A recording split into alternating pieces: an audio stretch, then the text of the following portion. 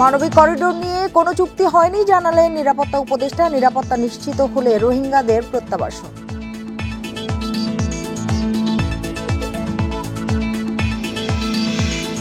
রাষ্ট্রের স্বার্থে ছাড় দিয়ে রাজনৈতিক দলগুলোর মতৈক্যে পৌঁছানো জরুরি, মন্তব্য ডক্টর আলী রিয়াজের।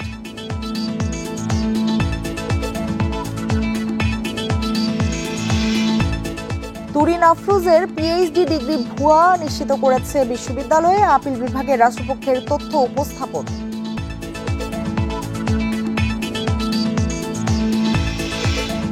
সম্পত্তিতে সমান অধিকার সহ নারী সংস্কার কমিশনে 6 প্রস্তাব বাতিল চেয়ে রিট, নিষ্পত্তির আগে বাস্তবায়ন না করার দাবি।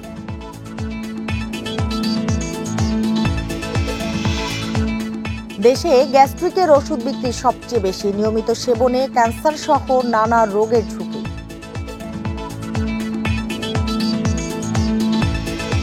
বান্ডেল থাকলে প্রতি সেনমানিতে টাকা বাঁচবে। বিকাশ সেনমানি বান্ডেল কিনে জিতুন প্রতি লেনদেনে। আমন্ত্রণ বিরতিহীন সংবাদ দুপুরে আপনাদের সঙ্গে আছি আমি সুমনা সিমি। এতক্ষণ জানাচ্ছিলাম শিরোনামগুলো, এবার জানাবো পুরো খবর। মানবিক করিডোর নিয়ে কোনো চুক্তি বা আনুষ্ঠানিক কিছু হয়নি বলে জানিয়েছেন জাতীয় নিরাপত্তা উপদেষ্টা খলিলুর রহমান। দুপুরে রাজধানীর বিইউপিতে রোহিঙ্গাদের ফেরানো ও আঞ্চলিক নিরাপত্তা নিয়ে সেমিনারে একথা বলেন তিনি। জাতীয় নিরাপত্তা উপদেষ্টা বলেন, প্রতিবেশী যেই হোক সবসময় সুসম্পর্ক রাখা প্রয়োজন। এরই অংশ হিসেবে আরাকান আর্মির সাথে ওয়ার্কিং লেভেলের যোগাযোগ করা হয়েছে। রাখাইনে মানবিক সহায়তা করিডোরের জন্য আরাকান আর্মির সাথে যোগাযোগেরও লক্ষ্য ছিল। এটা পরিচালনা করবে জাতিসংঘ। এর মাধ্যমে ত্রাণ যাবে, খাদ্য যাবে, তবে অস্ত্র নয়। এই যোগাযোগ রাখাইন নিরাপদ পরিস্থিতি প্রতিষ্ঠায় সহায়তা করবে। মিয়ানমারের সার্বভৌমত্বকে শ্রদ্ধা করে বাংলাদেশ, দেশটিকে অস্থিতিশীল করার কোনো ইচ্ছে নেই বলেও জানান খলিলুর রহমান। এর আগে পররাষ্ট্র উপদেষ্টা মোহাম্মদ তৌহিদ হোসেন বলেন, মিয়ানমারের নিরাপত্তা ও অধিকার নিশ্চিত হলেই রোহিঙ্গারা নিজ দেশে ফেরত যাবে, এটাই একমাত্র সমাধান।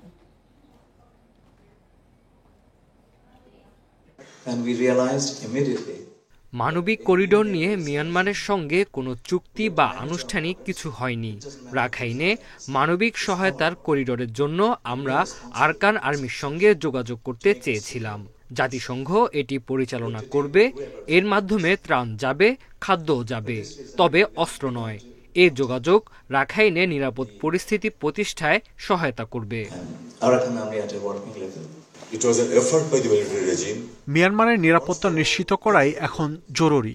তবে মিয়ানমারের পরিস্থিতি স্বাভাবিক না হলে রোহিঙ্গা প্রত্যাবাসন সম্ভব নয় বলেই আমি মনে করি। অং সান সুচি এর নেতৃত্বাধীন এনইউজি জোট রোহিঙ্গাদের আহ্বান জানিয়েছে মিয়ানমারের জান্তার বিরুদ্ধে যুদ্ধে সঙ্গী হতে। তখন রোহিঙ্গাদের সেই সুযোগটা নেওয়া উচিত ছিল।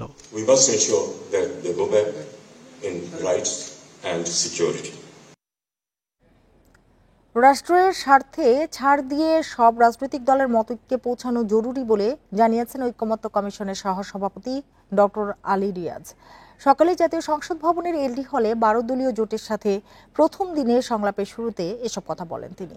ডক্টর আলী রিয়াজ বলেন, কমিশনের লক্ষ্য সবার সাথে আলোচনার মাধ্যমে বাংলাদেশের ভবিষ্যৎ পথরেখা তৈরি করা।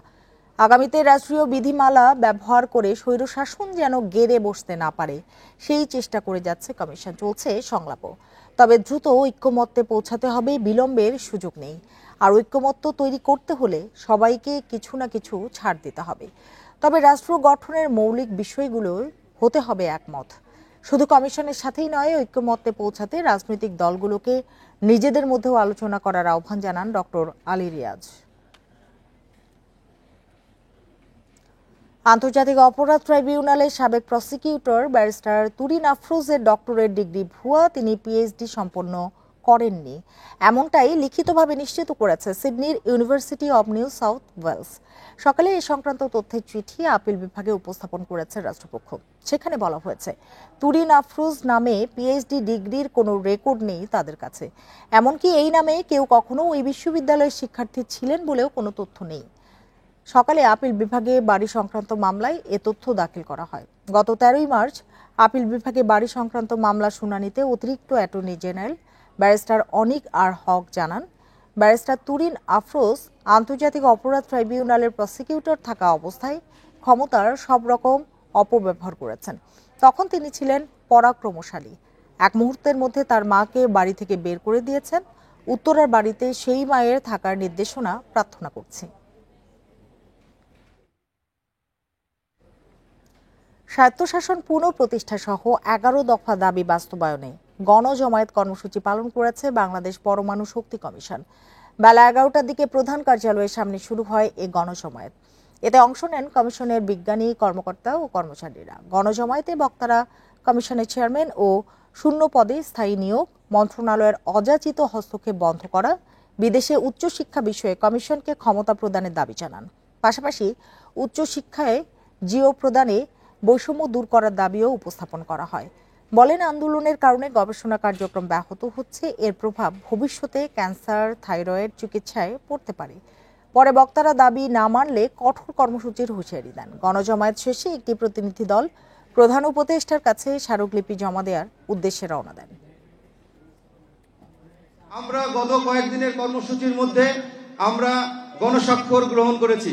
আমরা আজ সেই স্বাক্ষর সম্বলিত আমাদের ১১ দফা বাস্তবায়নের উদ্দেশ্যে আমরা মাননীয় প্রধান উপদেষ্টা বরাবর একটি স্মারকলিপি প্রদান করব। আমাদের দাবিতে আমরা অবিচল, আমাদের দাবি পূরণ না হওয়া পর্যন্ত আমাদের শান্তিপূর্ণ কর্মসূচি চলতে থাকবে।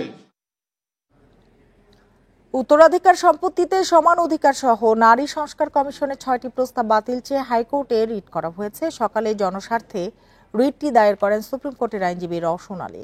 একই সঙ্গে রিট নিষ্পত্তি না হওয়া পর্যন্ত নারী সংস্কার কমিশনের সুপারিশ বাস্তবায়ন না করার নির্দেশনা চাওয়া হয়েছে।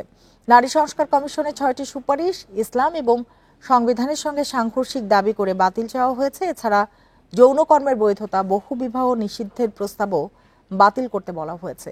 গত ১৯ এপ্রিল প্রধান উপদেষ্টার কাছে নারী বিষয়ক সংস্কার কমিশনের প্রতিবেদন জমা দেওয়া হয়। এতে নারীর প্রতি বৈষম্য দূর করতে মুসলিম, হিন্দু ও খ্রিস্টান পারিবারিক আইন সংস্কারের প্রস্তাব করা হয়। এতে আপত্তি জানিয়ে নারী বিষয়ক সংস্কার কমিশন বাতিলের দাবি জানায় হেফাজতে ইসলাম সহ বেশ কয়েকটি সংগঠন।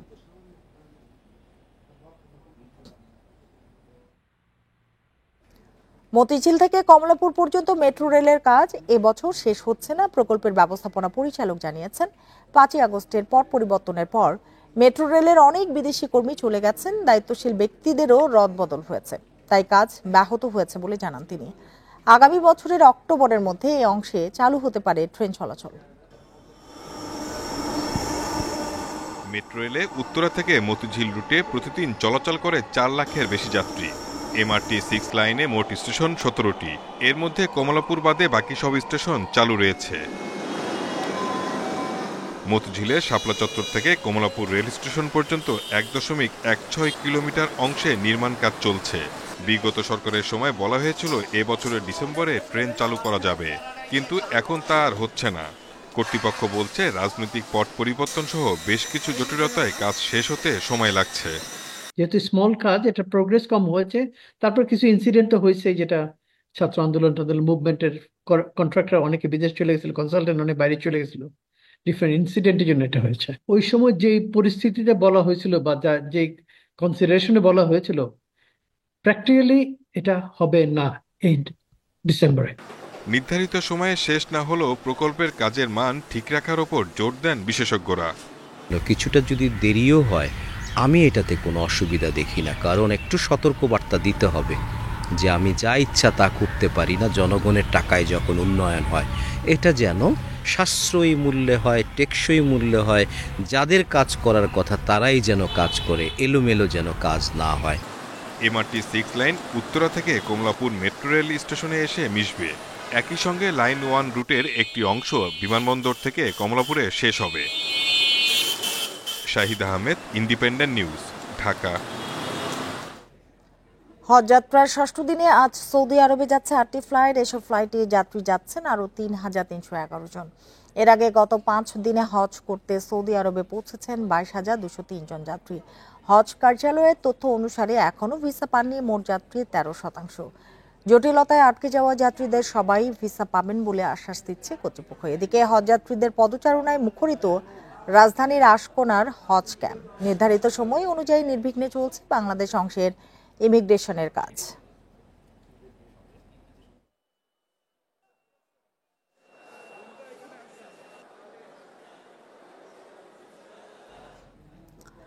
রাষ্ট্রের স্বার্থে ছাড় দিয়ে সব রাজনৈতিক দলের মতকে পৌঁছানো জরুরি বলে জানিয়েছেন ঐকমত্য কমিশনের সহ সভাপতি ডক্টর আলী রিয়াজ। যেমনটি সংবাদের শুরুতেই জানাচ্ছিলাম, সকালে জাতীয় সংসদ ভবনের এলডি হলে 12 দলীয় জোটের সাথে প্রথম দিনের সংলাপের শুরুতে তিনি এসব কথা জানান। আরো জানাতে সেখান থেকে যোগ দিয়েছেন সহকর্মী মাহমুদুল হাসান। মাহমুদুল হাসান, রাষ্ট্রের স্বার্থে ছাড় বলতে আসলে কি ধরনের ছাড়ের কথা ডক্টর আলী রিয়াজ বুঝিয়েছেন?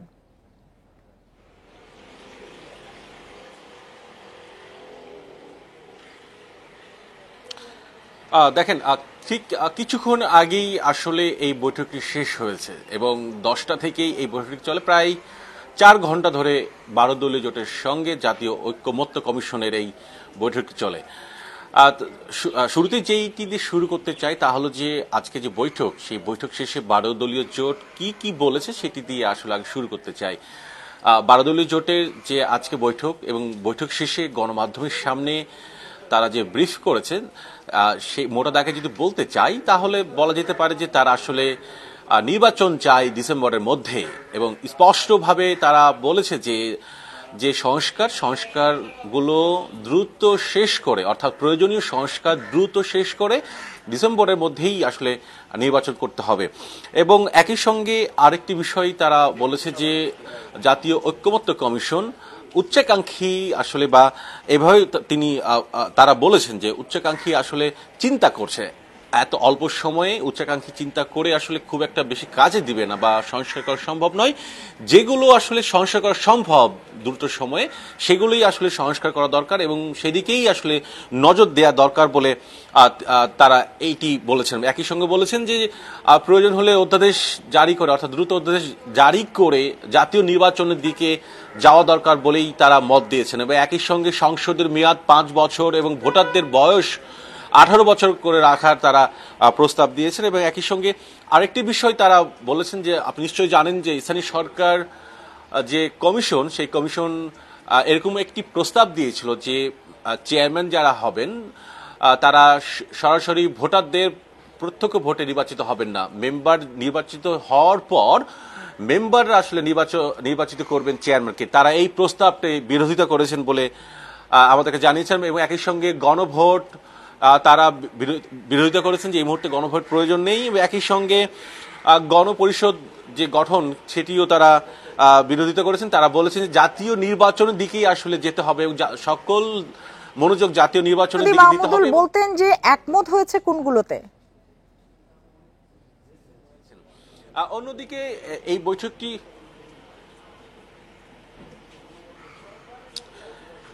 একমত কোনগুলো হয়েছে তারা এভাবে বলেননি, কিন্তু যে 166টি যে প্রস্তাব অর্থাৎ সংস্কার প্রস্তাব, সেই প্রস্তাবের বেশিরভাগই তারা একমত এবং যে সকল বিষয়ে তারা দ্বিমত পোষণ করেছেন সেই বিষয়গুলো তুলে ধরেছেন। মাহমুদুল হাসান, আপনাকে অনেক ধন্যবাদ আমাদের সাথে যোগ দেবার জন্য। রাজধানীর আফতাবনগর আবাসিক এলাকায় কোরবানির পশুর হাট বসানোর ইজারা বিজ্ঞপ্তি স্থগিত করেছেন হাইকোর্ট। এর ফলে আপাতত আফতাবনগরে পশুর হাট বসানো যাবে না। তবে রাষ্ট্রপক্ষ এর বিরুদ্ধে আপিল করলে তখন যে আদেশ হবে তার উপর নির্ভর করবে চূড়ান্ত সিদ্ধান্ত। দুপুরে এক রিটের প্রাথমিক শুনানি নিয়ে বিচারপতি কাজী জিনাত হক ও বিচারপতি আইনুন নাহার সিদ্দিকার হাইকোর্ট বেঞ্চ রুল সহ এই আদেশ দেন। এর আগে 21শে এপ্রিল ঢাকা দক্ষিণ সিটি কর্পোরেশন থেকে এক আফতাবনগরে হাটের জন্য ইজারা বিজ্ঞপ্তি দিয়ে দরপত্র আহ্বান করে। এরপরে আবাসিক বসতি হওয়ায় এই পশুর হাটের ইজারা বাতিল চেয়ে রিট করেন আইনজীবী ইউনুস আলী আকন্দ। এর আগেও 2 বছর আফতাবনগরে পশুর হাট বসানোর সিদ্ধান্ত স্থগিত করে হাইকোর্ট। এর ফলে সেখানে হাট বসেনি।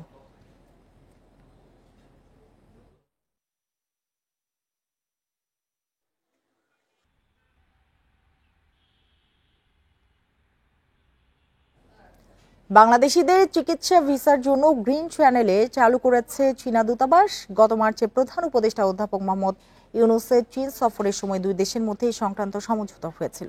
বাংলাদেশের লাইসেন্সপ্রাপ্ত ট্রাভেল এজেন্সিগুলো এখন চিকিৎসার উদ্দেশ্যে চীন যাত্রীদের ব্যাংক ডিপোজিট সার্টিফিকেট ও আত্মীয়তার প্রমাণপত্রের গ্যারান্টি দিতে পারবে। এজন্য বাংলাদেশের পররাষ্ট্র মন্ত্রণালয় থেকে সার্টিফিকেট অথেন্টিকেশনের প্রয়োজন হবে না। এছাড়া ভিসা কেন্দ্রে মেডিকেল ভিসার জন্য আলাদা কাউন্টার খোলা হয়েছে, যেখানে আবেদনকারীদের অপেক্ষা না করে সরাসরি ডকুমেন্ট জমা দেওয়া যাবে। জরুরি চিকিৎসার ক্ষেত্রে একই দিনে ভিসা দেওয়ার ব্যবস্থাও রাখা হয়েছে। চিকিৎসা ভিসার জন্য আবেদনকারীদের অগ্রাধিকার ভিত্তিতে লাইনে দাঁড়ানো ছাড়াই সাক্ষাৎকার দেওয়া যাবে। চিকিৎসাগত কারণে সরাসরি উপস্থিত হতে অক্ষম হলে ট্রাভেল এজেন্সির গ্যারান্টি পত্রের মাধ্যমে রিমোট সাক্ষাৎকারের ব্যবস্থা করা যাবে।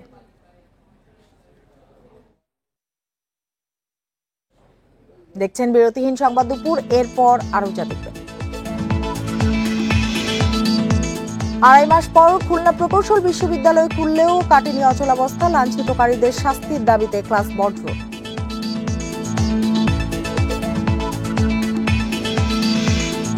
জুলাইয়ে শেষ হচ্ছে চট্টগ্রামের শহর রক্ষা বাঁধ ও 4 লেন সড়ক নির্মাণ। জলাবদ্ধতা দুর্ভোগ কাটার আশা।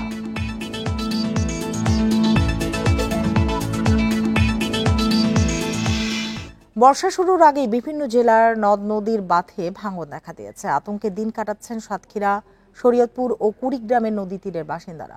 এরই মধ্যে বিলীন হয়েছে বসত ঘর ও ফসলি জমি সহ নানা স্থাপনা। অভিযোগ, ভাঙন রোধে উদাসীন কর্তৃপক্ষ। ভারত বাংলাদেশের সীমান্তে ইছামতি নদীর কিনারা ঘেঁষে সাতক্ষীরার দেবহাটা উপজেলা। বর্ষা এলে আতঙ্ক বাড়ে নদী পাড়ে। শুধু দেবহাটা নয়, সদর উপজেলার টাউন শ্রীপুর সহ কমপক্ষে 10টি পয়েন্টে বেড়িবাঁধের অবস্থা ঝুঁকিপূর্ণ। যদি এইভাবে ভাঙতে থাকে, সরকার যদি এটার পদক্ষেপ না নেয়, তাহলে মনে করেন আরো হুমকির মুখে পড়তে হবে। আমাদের এই জায়গাটা খুবই ভালো করে একটু মেরামত করে দিক, বা যখন টেকসই করে দিক, মানে যখন বর্ষাকাল আসে আর কি। এরই মধ্যে নদীতে বিলীন হয়েছে রাজনগর মৌজা, কোমরপুরের খাদ্য গুদাম সহ বহু স্থাপনা। ভাঙনের হুমকিতে থানা ভবন, মন্দির সহ বিভিন্ন স্থাপনা। সিসি ব্লক দিয়ে টেকসই বেড়িবাঁধ নির্মাণের দাবি স্থানীয়দের। পানি উন্নয়ন বোর্ডের একটি প্রকল্প প্রস্তাবিত আছে। আমরা আশা করছি শীঘ্রই প্রকল্পটি অনুমোদন হবে। এই প্রকল্পটির আওতায় দেবহাটার কোমরপুর ও ভাটশালা এলাকায় যে নদী ভাঙন রয়েছে, সেসব এলাকায় স্থায়ী যে টেকসই বাঁধ, সেগুলো নির্মাণ করা সম্ভব। গেল 1 মাসে ধরলার ভাঙনে কুড়িগ্রামের রসুলপুরে ভিটে হারিয়েছে অন্তত 50টি পরিবার। ভাঙনের হুমকিতে মসজিদ, মাদ্রাসা সহ শিক্ষা প্রতিষ্ঠান। একই অবস্থা দুধকুমার পাড়ের যাত্রাপুর ও গঙ্গাধর পাড়ের বেশ কয়েকটি এলাকা। পানি উন্নয়ন বোর্ড ভাঙন প্রতিরোধে ব্যবস্থা নিলেও তা কার্যকর নয় বলছেন স্থানীয়রা। একটি দরপত্র আহ্বান করার অনুমতি যে চিঠি দেওয়া হয়েছে, খুব শীঘ্রই সেটি পাওয়া যাবে এবং আমরা দরপত্র আহ্বানের মাধ্যমে ঠিকাদার নিয়োগ করে দ্রুত কাজ বাস্তবায়ন শুরু করব। এদিকে গেল বছরের নভেম্বরে শরীয়তপুরের জাজিরা প্রান্তের নাওডোবা 0 পয়েন্টে ভেঙে পড়ে 100 মিটার বেড়িবাঁধ। সমীক্ষায় দেখা যায় তলদেশের মাটি সরে যাওয়ায় দেখা দিয়েছে ভাঙন। যদি বর্ষা চলে আসে তাহলে এই জায়গাটুকু ভেঙে নিয়ে যাবে। তো এই জায়গাটুকু যদি ভেঙে নিয়ে জায়গা, তাহলে দেখা যায় হাজার হাজার ফ্যামিলি কোথায় যাব, কি করব। পদ্মা সেতুর পূর্ব পাশে 110 কোটি টাকায় 2 কিলোমিটার বাঁধ নির্মাণ করা হয়। সেটি এখন ঝুঁকিপূর্ণ হয়ে পড়েছে। Tanzil Hasnat, independent news. গাজীপুরের জয়দেবপুরে সিলিন্ডার লিকেজ থেকে বিস্ফোরণে দগ্ধ আরও এক নারীর মৃত্যু হয়েছে। ভোরে জাতীয় বার্ন ইনস্টিটিউটে মারা যান পারভিন আক্তার।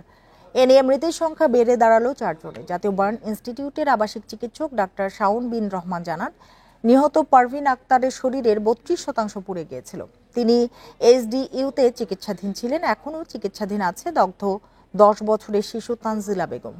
শরীরের 90% পুড়ে যাওয়ায় তার অবস্থাও আশঙ্কাজনক। রোববার রাতে জয়দেবপুরে রান্না করার সময় বিস্ফোরণ ঘটে। এ সময় নারী, শিশু সহ 2 পরিবারের 5 জন দগ্ধ হন। পরে তাদের উদ্ধার করে রাজধানীর জাতীয় বার্ন ইনস্টিটিউটে ভর্তি করা হয়।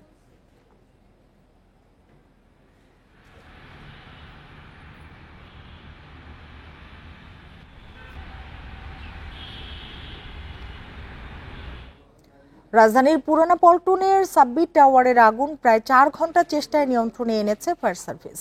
শনিবার রাত 8:30টার দিকে লাগা আগুন ফায়ার সার্ভিসের 7টি ইউনিটের চেষ্টায় নিয়ন্ত্রণে আসে রাত 12:30টার দিকে। আগুনের সূত্রপাতের বিষয়ে এখনও নিশ্চিত হওয়া যায়নি। এ ঘটনায় তদন্ত কমিটি গঠনের কথা জানিয়েছে ফায়ার সার্ভিস। বহুতল ভবনটিতে কয়েকটি ফায়ার এক্সটিংগুইশার ছাড়া অন্য কোনো অগ্নি নিরাপত্তা ব্যবস্থা ছিল না বলে জানায় সংস্থাটি। তবে এতে হতাহতের কোনো ঘটনা ঘটেনি। প্রত্যক্ষদর্শী এবং ভবনের ব্যবসায়ীরা জানান, 11 তলা ভবনের বেশিরভাগই ইলেকট্রনিক ডিভাইসের দোকান। ভবনটির ছাদে বাল্ব তৈরির কারখানা ছিল। সেখানে বৈদ্যুতিক শর্ট সার্কিট থেকে আগুন লাগতে পারে বলে প্রাথমিকভাবে ধারণা করা হচ্ছে।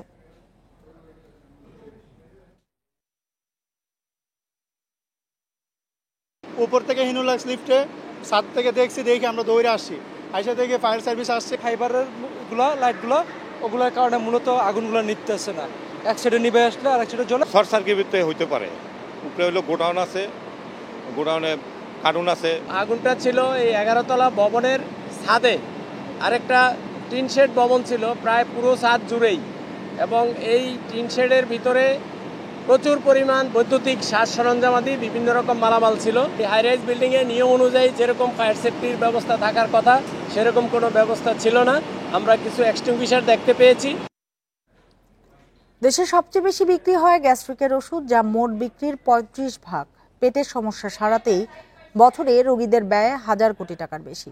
চিকিৎসকেরা বলছেন, নিয়মিত গ্যাস্ট্রিকের ওষুধ খেলে শারীরিক নানা সমস্যার পাশাপাশি ক্যান্সারও হতে পারে। রাজধানীর তেজগাঁওয়ের মা ফার্মেসি 5 মিনিটে ওষুধ কিনতে আসেন 3 জন। অন্যান্য ওষুধের সঙ্গে সবাই গ্যাস্ট্রিকের ওষুধ কিনেছেন। চাহিদা বেশি হওয়ায় এই দোকানে গ্যাস্ট্রিকের ওষুধ আলাদা করে রাখা হয়। একই এলাকার ইনসাফ ফার্মেসি, এই দোকানেও সবচেয়ে বেশি বিক্রি হয় গ্যাস্ট্রিকের ওষুধ। দোকানি জানান, 90% প্রেসক্রিপশনেই গ্যাস্ট্রিকের ওষুধ লেখা হয়। আয়সা বললো একটা গ্যাসের ওষুধ দেন, হ্যাঁ একটা পুরি খেলো বা সিঙ্গারা খেলো একটা গ্যাসের ওষুধ দেন, ভাত খেলো একটা গ্যাসের ওষুধ দেন। সাধারণ মানুষ দরকার না হইলেও অনেক সময় গ্যাসের ওষুধটা মনে করে যে কোনো ওষুধের সাথে একটা গ্যাসের ওষুধ খুব দরকার, এইভাবেই নিতে চাই বেশিরভাগ। ঔষধ শিল্প সমিতির হিসেবে দেশে মোট বিক্রি হওয়া ওষুধের 35% খাদ্যনালীর রোগের, হার্ট ও রক্তনালীর 13%। গত 10 বছরে হার্ট ও রক্তনালীর ওষুধের ব্যবহার 9 থেকে বেড়ে 11% হয়েছে। মার্কেটটা এখনও গ্রো করতেছে, ইটস অ্যারাউন্ড 10 to 12% এটা গ্রো করে। এটা সবথেকে বহুল ব্যবহৃত ওষুধ এই মুহূর্তে। এটা অনেকগুলো মলিকুল আছে, র্যাবিপ্রাজল, অমিপ্রাজল, ইসোমাপ্রাজল, ডেক্সলান্সোপ্রাজল। জনস্বাস্থ্য বিশেষজ্ঞরা বলছেন, ফাস্টফুড জাতীয় খাবারের চাহিদা বেড়েছে। অতিরিক্ত তেল, চর্বি ও মশলাযুক্ত খাবার পরিপাকতন্ত্রের রোগ বাড়াচ্ছে, তাই খাদ্যনালীর রোগের ওষুধের বিক্রি বেশি। পাকস্থলীর ক্যান্সারের মতো ভয়াবহ রোগ, অন্যদিকে কিডনি ফেইলিউর বা কিডনির অকার্যকারিতার মতো ভয়াবহ রোগও কিন্তু হয়ে যায়। আমরা দেখি যারা দীর্ঘদিন গ্যাস্ট্রিকের ওষুধটি খায়, হঠাৎ পড়ে গেলে তাদের কোমরের হাড় ফেটে যায় বা ভেঙে যায়। এটিও কিন্তু পরোক্ষভাবে এই ওষুধের জন্য। এ কারণেই আমরা বলবো, চিকিৎসকের যেমন প্রেসক্রিপশন লেখার সময় বিজ্ঞানসম্মত হওয়া দরকার, তেমনি রোগীও কিন্তু বিজ্ঞানসম্মতভাবেই ওষুধটি গ্রহণ করবে। 200-র বেশি কোম্পানি বছরে 30,000 কোটি টাকার মতো ওষুধ বিক্রি করে। দেশের চাহিদা মিটিয়ে 150টির বেশি দেশে রপ্তানি হয় বাংলাদেশের ওষুধ। Hasan Misbah, Independent News, Dhaka. মানিকগঞ্জে চিত্রশিল্পী মানবেন্দ্র ঘোষের বাড়িতে অগ্নিসংযোগ ঘটনায় নিষিদ্ধ সংগঠন ছাত্রলীগ ও যুবলীগের আরও 5 নেতাকর্মীকে গ্রেপ্তার করেছে পুলিশ। শুক্রবার রাতে সাবেক স্বাস্থ্যমন্ত্রী জাহিদ মালেকের ঢাকার গুলশানের বাড়িতে অভিযান চালিয়ে তাদের গ্রেপ্তার করা হয়। পরে শনিবার বিকেলে তাদের সদর থানায় হাজির করা হয়। পুলিশ জানায়, 15 এপ্রিল রাতে মানিকগঞ্জ সদর উপজেলার গড়পাড়া ইউনিয়নের চান্দর গ্রামের চারুশিল্পী মানবেন্দ্র ঘোষের বাড়িতে অগ্নিকাণ্ডের ঘটনায় জড়িত থাকার অভিযোগে তাদের গ্রেপ্তার করা হয়েছে। 7 দিনের রিমান্ড চেয়ে দুপুরে তাদের মানিকগঞ্জ চিফ জুডিশিয়াল ম্যাজিস্ট্রেট আদালতে সোপর্দ করা হবে। এই ঘটনায় এখন পর্যন্ত 13 জনকে গ্রেপ্তার করা হয়েছে, বাকিদের গ্রেপ্তারে অভিযান চলছে।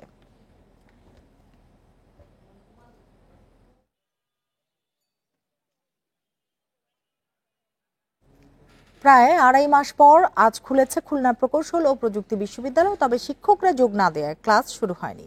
এতে কাটছে না অচলাবস্থা। সিন্ডিকেট সভার সিদ্ধান্ত অনুযায়ী আজ ক্লাস শুরুর কথা ছিল, তবে 18 এপ্রিল শিক্ষক সমিতির সাধারণ সভায় শিক্ষকদের লাঞ্ছিতকারীদের শাস্তি না হওয়া পর্যন্ত ক্লাসে না ফেরার সিদ্ধান্ত হয়। এরই জেরে আজ থেকে একাডেমিক কার্যক্রমে যোগ দেননি শিক্ষকরা। তবে নতুন উপাচার্যের সাথে বৈঠক হয়েছে শিক্ষক সমিতির। আগামীকাল সাধারণ সভার মাধ্যমে পরবর্তী সিদ্ধান্ত জানানো হবে। এর আগে 18 ফেব্রুয়ারি ছাত্র রাজনীতি নিষিদ্ধের দাবি নিয়ে দ্বন্দ্বের জেরে সংঘর্ষ হয়। এতে অনেকে আহত হন। এ ঘটনায় 25 ফেব্রুয়ারি সিন্ডিকেট সভায় অনির্দিষ্টকালের জন্য একাডেমিক কার্যক্রম ও হল বন্ধ ঘোষণা করা হয়।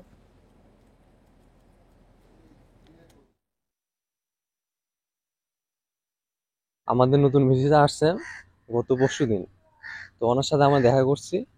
তো উনি আশা দিয়েছেন যে খুব তাড়াতাড়ি আমাদের যে পরীক্ষা এবং ক্লাস বাকি আছে সেগুলো তাড়াতাড়ি শুরু করবে। আমরা মোটামুটি 19 ব্যাচ 2টা পরীক্ষার জন্য আটকে এসেছি, হয়তো 1 মাস লাগবে, টোটাল 1 মাসের মধ্যে আমরা বের হয়ে যাব। শিক্ষক সমিতির আগামীকাল সাধারণ সভা আহ্বান করব, সেখানে শিক্ষকবৃন্দ আলোচনা করে পরবর্তী সিদ্ধান্ত জানাবে।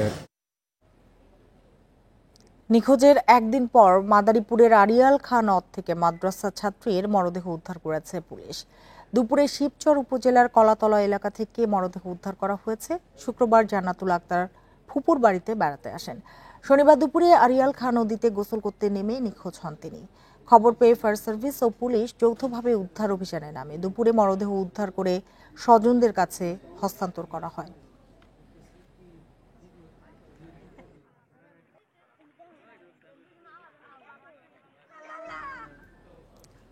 চিন্ময় কৃষ্ণ দাসের জামিন বাতিল ও আইনজীবী আলিফ হত্যার বিচার দাবিতে চট্টগ্রামে বিক্ষোভ মিছিল ও সমাবেশ করেছে বৈষম্য বিরোধী ছাত্র আন্দোলন। দুপুরে চট্টগ্রামের আদালত প্রাঙ্গণে শাপলা চত্বর থেকে মিছিল বের করে সংগঠনটি। এ সময় ইসকন বিরোধী নানা স্লোগান সহ চিন্ময় জামিন বাতিলের দাবি জানান তারা। মিছিল শেষে জেলা প্রশাসকের কার্যালয়ের সামনে সংক্ষিপ্ত সমাবেশ হয়। সমাবেশে ছাত্রনেতারা বলেন, চিন্ময়কে জামিন দেয়া হলে চট্টগ্রাম থেকে দুর্বার আন্দোলন গড়ে তোলা হবে। এ সময় দ্রুত আইনজীবী আলিফ হত্যা মামলায় প্রধান আসামি হিসেবে চিন্ময়কে গ্রেপ্তারেরও দাবি জানান তারা। এদিকে এ কর্মসূচি ঘিরে সকাল থেকে আদালত এলাকায় বাড়ানো হয় নিরাপত্তা, নিয়ন্ত্রণ করা হয় যান চলাচল।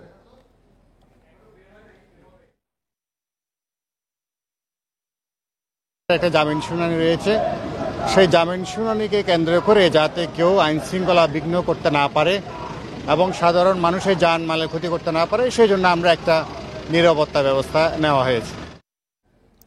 চট্টগ্রামে কর্ণফুলীর পূর্ব তীরঘেঁষে শহর রক্ষা বাঁধ ও 4 লেন সড়ক নির্মাণ শেষ হচ্ছে জুলাইয়ে। এরপর জলাবদ্ধতা থেকে মুক্তির আশা করছেন নগরীর 5 লাখের বেশি মানুষ।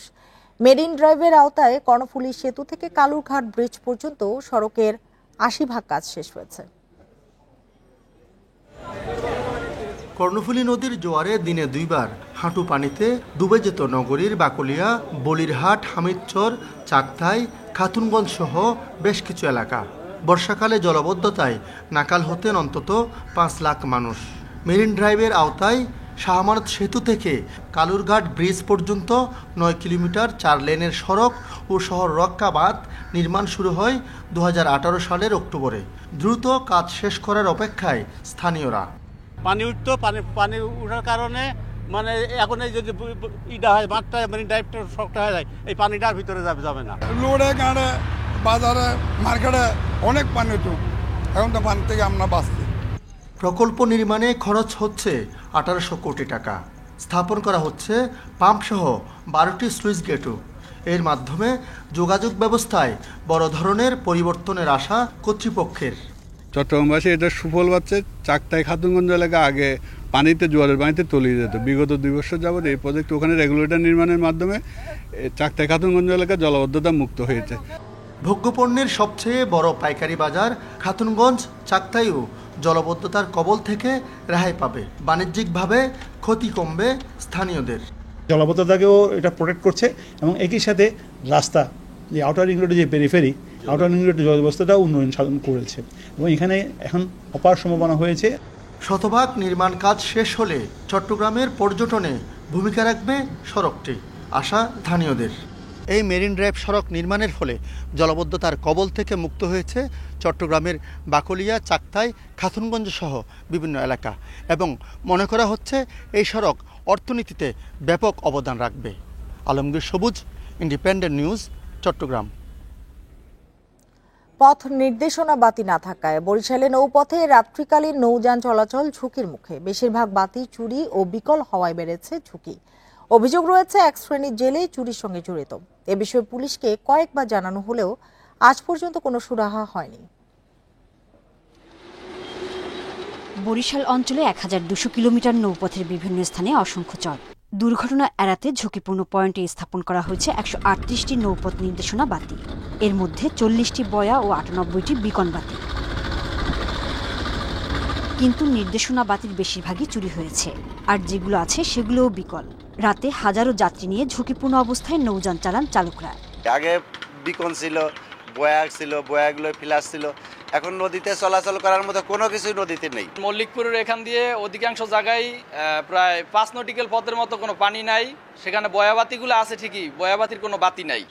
বিআইডব্লিউটিএ বলছে এ পর্যন্ত 49টি সাধারণ ডায়েরি করে পুলিশকে চুরির বিষয়টি জানানো হয়েছে, কিন্তু এ পর্যন্ত একটি ঘটনারও কোনো সুরাহা হয়নি। পুলিশ আমাদেরকে বলে চোর ধরে দিতে, কিন্তু এই চোর ধরা তো আমাদের পক্ষে সম্ভব না। এভাবে ক্ষতিগ্রস্ত হয়ে যায় এবং চুরি হয়ে যায়, পরে আবার আমরা এটা আবার রিপ্লেসমেন্ট করার জন্য, আবার নৌপথকে সচল রাখার জন্য আবার রিপ্লেসমেন্ট করার জন্য চেষ্টা করতেছি। এ ব্যাপারে কঠোর নজরদারির কথা জানিয়েছে পুলিশ। বিশেষ করে সরকারি সম্পত্তি ক্ষতি সাধন করা বা নিয়ে যাওয়ার মতো ঘটনাগুলো ঘটুক, চুরির ঘটনা ঘটুক, আমরা এটার কঠিন আইনি ব্যবস্থা নিব। কোরবানির ঈদ ও বর্ষা আসার আগেই সমস্যার সমাধানের কথা বলছে বন্দর কর্তৃপক্ষ। ঈদুল আজহা এবং বর্ষা মৌসুমকে সামনে রেখে আমরা আরও একটু সচেষ্ট হব এই জিনিসগুলোকে আর একটু রিকভারি করার জন্য, যাতে জেলেদের মাধ্যমে এই ক্ষতিগুলো আমরা আর না হয়। প্রতিটি বয়ার দাম 26 থেকে 30 লাখ এবং বিকনের দাম 3 লাখ টাকা। Independent news. সিলেটে বকেয়া মজুরি সহ 11 দফা দাবিতে বিক্ষোভ মিছিল করেছেন চা শ্রমিকরা। দুপুরে নগরীর লাক্কাতুরা বাগান এলাকার এয়ারপোর্ট রোডে কর্মসূচি পালন করেন তারা। এতে বুরজান, ছড়াগাং, কালাগুল ও বুরজান চা কারখানার কয়েকশো শ্রমিক অংশ নেন। সকাল থেকে মালনীছড়া চা বাগানের সামনে মিছিল নিয়ে জড়ো হন তারা। পরে সেখান থেকে বিক্ষোভ মিছিল বের করেন। মিছিল শেষে এয়ারপোর্ট সড়ক অবরোধ করেন শ্রমিকেরা। এতে এয়ারপোর্ট রোডে দীর্ঘ যানজটের সৃষ্টি হয়। ভোগান্তিতে পড়েন এয়ারপোর্টগামী বিভিন্ন দেশের যাত্রীরা। দ্রুত শ্রমিকদের দাবি না মানা হলে কঠোর কর্মসূচির হুঁশিয়ারি দেন শ্রমিকরা।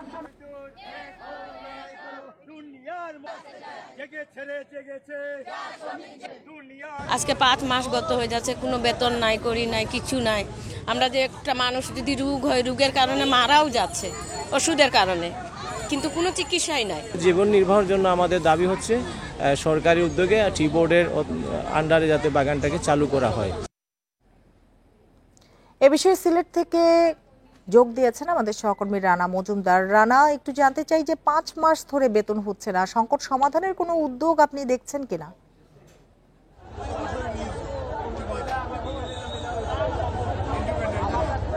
দেখুন, আসলে আপনি ঠিকই এই চা বাগানগুলির শ্রমিকেরা কিন্তু তারা বেতন টাকা পাচ্ছেন না, এবং তারা আসলে এই যে দাবিতে তারা বিভিন্ন পাচ্ছেন না, এবং তারা আসলে এই যে দাবিতে তারা বিভিন্ন সময় নানা ধরনের কর্মসূচি তারা পালন করেছেন। তবে তারা বলছেন যে আসলে এতে করেও মালিক পক্ষ কিংবা প্রশাসনের কোনোভাবেই টনক নড়েনি।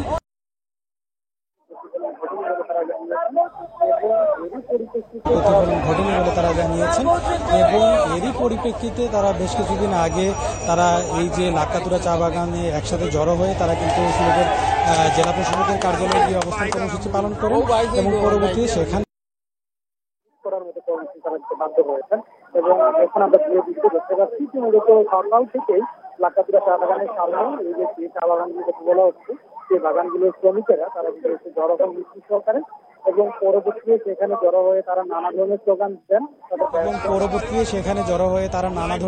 দেন, তাদের বেতন ভাতা যেন পরিশোধ করা হয় সেই দাবিতে। এবং পরবর্তীতে দেখলাম যে আমরা তারা কিন্তু একটি বিক্ষোভ মিছিল বের করেন।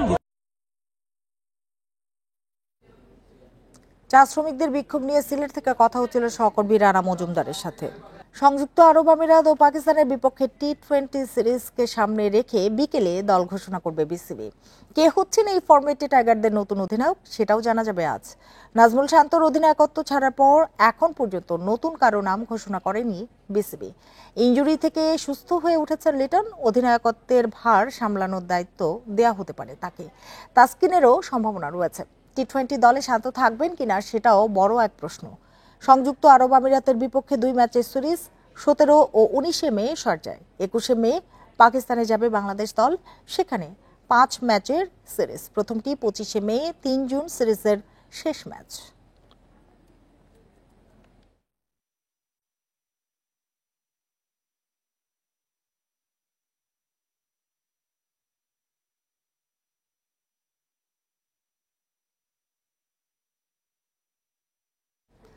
যারা নিজ নিজ জেলা ও বিভাগীয় ক্রিকেটের উন্নতিতে ভূমিকা রাখতে পারবেন তাদেরকেই বিসিবির দায়িত্ব দেখতে চান তামিম ইকবাল।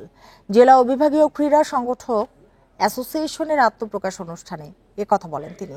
আর সাকিবের কথা চিন্তা করে খেলোয়াড়ি জীবনে রাজনীতিতে যুক্ত না হওয়ার আহ্বান জানিয়েছেন রাজনীতিবিদ অবসরপ্রাপ্ত মেজর হাফিজ উদ্দিন।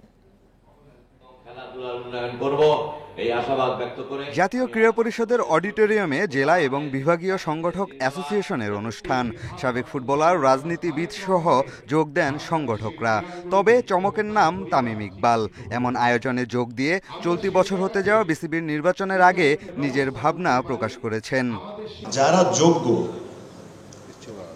ক্রিকেট বোর্ডকে রিপ্রেজেন্ট করার জন্য, বা ওটা জেলা থেকে হোক, বিভাগ থেকে হোক, যাদের বেসিক ক্রিকেটিং আইডিয়াস আছে, যাদের একটা স্বপ্ন আছে যে আমি বাংলাদেশ ক্রিকেটকে এই জায়গায় নিয়ে যেতে চাই, আমি এটাই রিকোয়েস্ট করব যে তাদেরকেই সিলেক্ট করা হোক। অনুষ্ঠানের প্রধান অতিথি ছিলেন বিএনপি নেতা মেজর অবসরপ্রাপ্ত হাফিজ উদ্দিন। রাজনীতিবিদের পাশাপাশি সাবেক জাতীয় ফুটবলারও তিনি। অভিজ্ঞতা থেকে জানান, খেলোয়াড়ি জীবনে রাজনীতিতে না জড়াতে। সাকিবের ঘটনাকে উদাহরণ হিসেবে নিতে বলেন। তুমি 1 নম্বর রাজনীতিতে এখন যেও না, আর গেলে এই দলটি আর বেশি দিন তার আয়ু নাই। সে চুপচাপ করে তারপর খানিকক্ষণ পরে চলে গেল। যদি সে আমার কথা শুনতো এবং এইভাবে রাজনীতিতে না যেত, এই ধরনের আমি দামি ইলেকশনের মধ্যে না যেত, আজকে সে অনেক সম্মানের সাথে ঢাকার রাজপথে বিচরণ করতে পারত। জেলা ও বিভাগীয় ক্রীড়া সংগঠক অ্যাসোসিয়েশনের উদ্যোগকে স্বাগত জানিয়েছেন জাতীয় ফুটবল দলের সাবেক অধিনায়ক আমিনুল হকও। শুধু ফুটবল, ক্রিকেট বা হকির ভিতরে সীমাবদ্ধ না, আমরা সকল স্পোর্টসকে, ইন্ডিভিজুয়াল যে স্পোর্টসগুলো রয়েছে, ব্যক্তিগত ইভেন্ট যে রয়েছে, সেগুলোকেও আমরা প্রাধান্য দিয়ে আমরা চাই আমাদের তরুণ প্রজন্ম, যুব সমাজ এবং ভবিষ্যৎ প্রজন্মের জন্য একটি ক্রীড়াঙ্গনের বাংলাদেশ উপহার দিতে। 44 সদস্যের নতুন এই সংগঠনের আহ্বায়ক মোহাম্মদ শরীফুল আলম। দ্রুতই জেলা ও বিভাগে নতুন কমিটি গঠন করে কার্যক্রম শুরু করবে সংগঠনটি।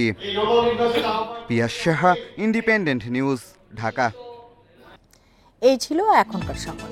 ইন্ডিপেন্ডেন্ট টেলিভিশনের সব খবরের আরো বিস্তারিত জানতে চোখ রাখুন ফেসবুক, ইউটিউব এবং এক্সে। ধন্যবাদ সবাইকে এতক্ষণ সাথে থাকার জন্য।